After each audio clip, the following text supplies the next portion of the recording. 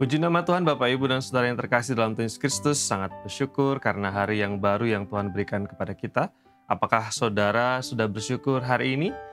Syukur adalah rasa ucapan yang kita sampaikan kepada Tuhan atas rahmat dan semua hal yang Tuhan berikan. Sekalipun ada hal yang mungkin tidak sesuai dengan harapan kita, tapi rasa syukur adalah cara kita untuk melihat hal-hal yang baik di tengah-tengah hal yang kurang baik.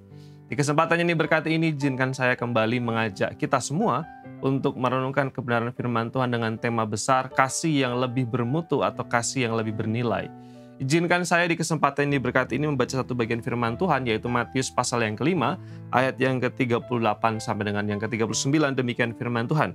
Kamu telah mendengar firman, mata ganti mata dan gigi ganti gigi. Tetapi aku berkata kepadamu, janganlah kamu melawan orang yang berbuat jahat kepadamu. Melainkan siapapun yang menampar pipi kananmu, berikanlah juga kepadanya pipi kirimu. Bapak Ibu dan Saudara semua, ini adalah ayat yang sedikit susah untuk ditafsirkan karena ada pernyataan Tuhan Yesus yang tidak umum, tidak wajar, tidak lumrah bahkan pada waktu itu dalam peristiwa atau konteks pada waktu itu. Tuhan Yesus memulai pengajarannya dengan mengutip satu hukum yang diketahui bersama-sama, yaitu hukum tentang pembalasan atau lex talionis dalam bahasa akademisnya, dalam bahasa teologisnya.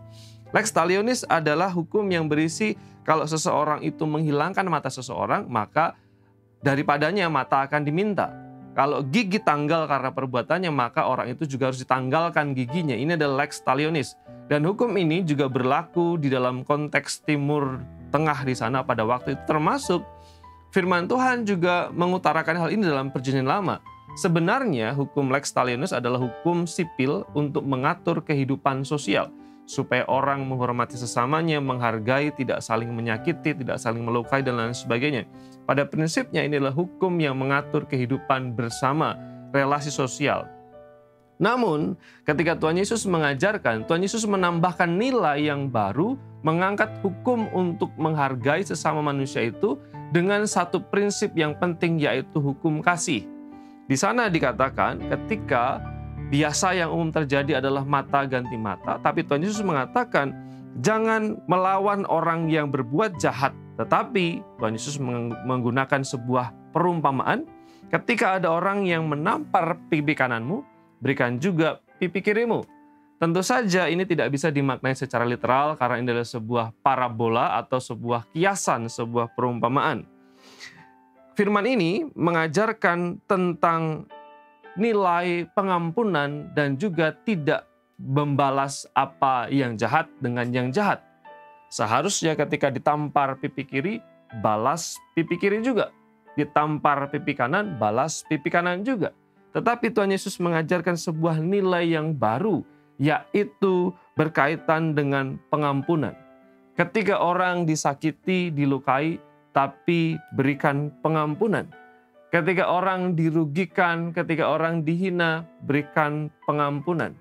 Yang wajar dan umum yang terjadi adalah ketika seseorang mengalami penghinaan atau rasa sakit, maka orang itu juga berhak melakukan hal yang sama kepada sang pelaku. Memberikan penghinaan dan rasa sakit yang sama, bahkan lebih. Makanya kita sering mendengar kalau orang berbuat baik kepada saya, maka saya juga akan baik kepadanya. Tapi kalau orang berbuat jahat kepada saya juga akan bisa berbuat jahat kepadanya, bahkan lebih lagi. Tapi Tuhan Yesus mengajarkan prinsip yang baru, yaitu bagaimana kasih itu diejawantahkan dengan cara tidak membalas apa yang jahat kepada orang lain, tetapi berusaha membalas yang jahat dengan pengampunan.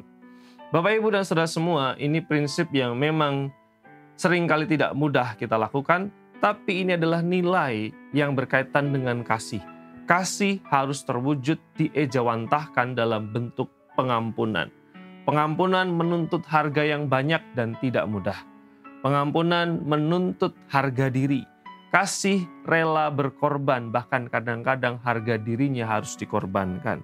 Ketika melepaskan pengampunan berarti harus rela melepaskan rasa sakit. Ketika melepaskan pengampunan, kadangkala harus rela juga melepaskan rasa malu, rasa pahit, rasa marah, Dan ketika kita melepaskan pengampunan juga berarti melepaskan hak untuk membalas. Kiranya firman Tuhan ini menolong kita untuk mengimplementasikan kasih lebih sungguh dan lebih bermutu dalam kehidupan kita. Mari kita berdoa. Tuhan, terima kasih untuk firman Tuhan yang kami dengarkan di hari baru ini. Tolonglah kami supaya kami menjadi pengikut Kristus, menghidupi nilai yang Tuhan ajarkan secara khusus hari ini tentang mengampuni, membalas kebaikan meskipun ada kejahatan yang ditimpakan kepada kami. Dalam nama Tuhan Yesus kami berdoa dan bersyukur. Amin.